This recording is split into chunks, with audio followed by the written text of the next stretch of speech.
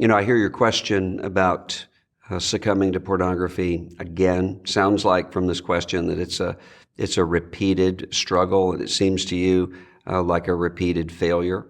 And I don't really know how to answer you because I would need to be with you in order to know how the devil is coming at you, because there are a couple different ways.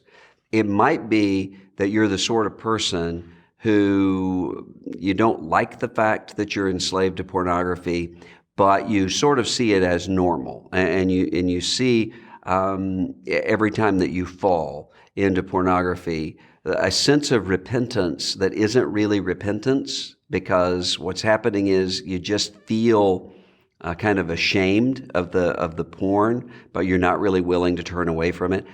If you're in that category, I would speak to you with much more sharpness than I would if you're the kind of person, you very well may be, and I know many people who are in this situation, who are genuinely terrified of the slavery that porn has over them, and they think somehow that this means that something is wrong with them. What's wrong with you is that you're a sinner. You're living in a fallen universe. You're living in an era of ubiquitous porn, and you're living at ground zero of spiritual warfare in your life. So what I would say to you is, don't do this alone. The way that porn can really get a hold of you, it thrives in the darkness. And so the more that you keep it hidden, the more that this is going to continue to be a problem for you. And so what I would say is, break the spell. Go to someone that you trust and confess and say, I'm handing myself over to you to bear this burden and to help me with this. And so what that may mean for you is that you've got particular areas of times where you're more vulnerable to this, that you need to have someone help you shore up. It may be that you don't need internet access in your home. Maybe that's where it is that you're tempted.